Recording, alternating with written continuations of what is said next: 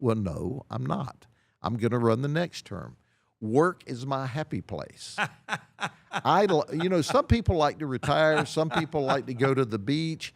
I love to work. And as long as I'm game on, I have my health, we're moving the agency forward, I'm going to be the sheriff as long as they'll elect me. And so far, it's working out pretty good. I got about 84% of the vote last time. I saw that. That's crazy, 84% of the vote. So you're going to be going for a minute. By the way, TSA agents, I heard you said something about when TSA agents were having a hard time with their jobs, getting paid. You said anybody that wants to leave, you guys can come in. What was it you said? I think you were offering them jobs? Sure. It really frustrated me. Now, I speak truth to power, and I tell people like it is, and quite frankly, I think that's why I'm as popular as I am in the community, because I say what I believe the majority of the people are thinking. I want to make Congress abundantly aware that playing politics with young men and women who are trying to keep this country safe is wrong, wrong, wrong. You deal with your political issues and how y'all want to deal with the policy in the political and the legislative process. But these young men and women that are trying to keep us safe, that are making sure that bombs and guns and knives and crazy people don't get on airplanes, to play with them and withhold their salaries is wrong at every level. Shame on you. And quite frankly, it is just absolutely abhorrent behavior. They have to stop it. Now, having said that, you can have your political opinion, whether you believe or don't believe, but when you start taking it out on young men and women who are living paycheck to paycheck, and then we're putting you on the front line to keep us safe, what does that say? So the bottom line is, I appreciate TSA. I appreciate our ICE folks. I work with ICE every day in the state. They are remarkably good people doing a very difficult job in a political landmine. I'm assuming you don't have a lot of illegal immigrants in Polk County. Well, we have illegal immigrants in Polk County, just like we do in every other county across. How do you handle that? What is your relationship with them? Here's what we do. Florida law says we will assist our federal partners. And I tell folks I don't do anything different today than I did in the Biden administration, than I did in the last Trump administration, than I did in the Obama administration. When we are working, we run a warrants check on everybody. Consensual encounters, traffic stops, suspects, witnesses, victims. If we find there's a warrant out for their arrest, whether it is a criminal warrant or an ICE warrant, then if it's an ICE warrant, we call ICE up and say, we're detaining a guy that's here illegally in this country. Do you want him or not? They say yes or no. They say yes, we take him to the jail, and then within 48 hours, they have to pick them up. The difference is, since President Trump's gotten back into office, he's done a remarkable job immediately at sealing off the border. And now the job is, how do you remove the 10 to 20 million people that are in the country illegally?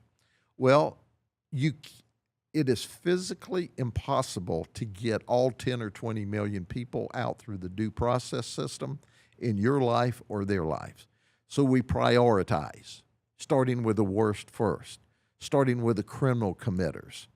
And that's how we engage them, because we see them during our normal course of business.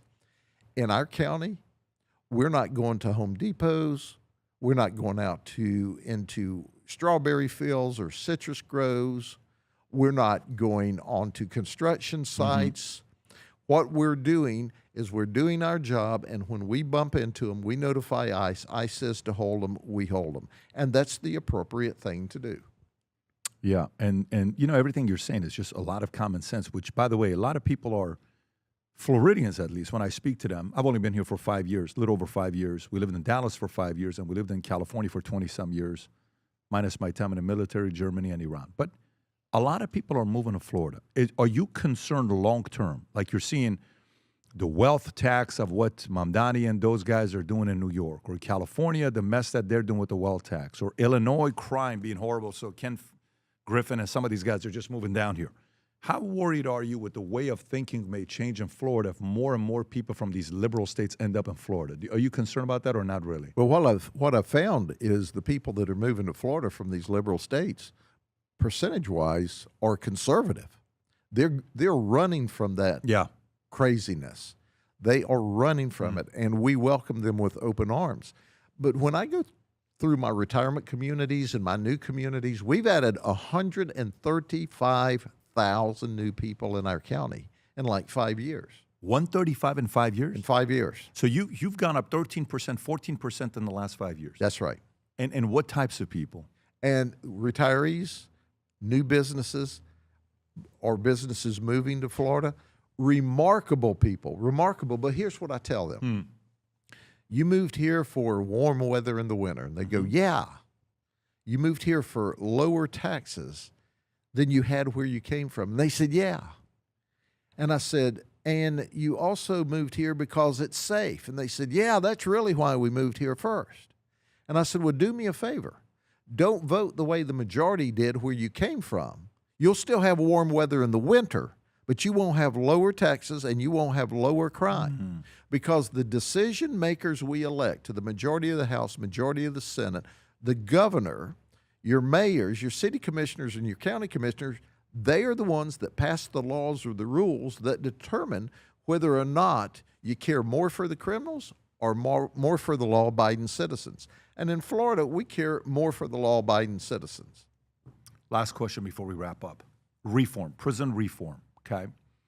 Thoughts on it, what's worked, what doesn't work?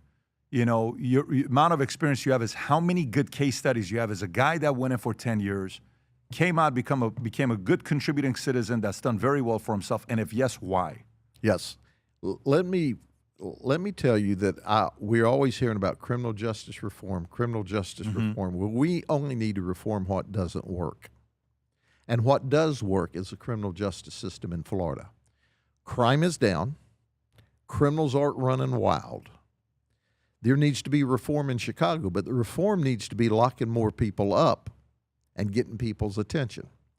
When we send people to prison in the state of Florida, what I would emphasize even more than they do, if you take somebody out of society for 5, 10, 15, 20 years, pick a number, we need to make sure that they are offered the opportunity for a skill set so that when they come back into society that they can work and be productive and behave. We do some of that. We need to do more of that. But we also need to understand that people run around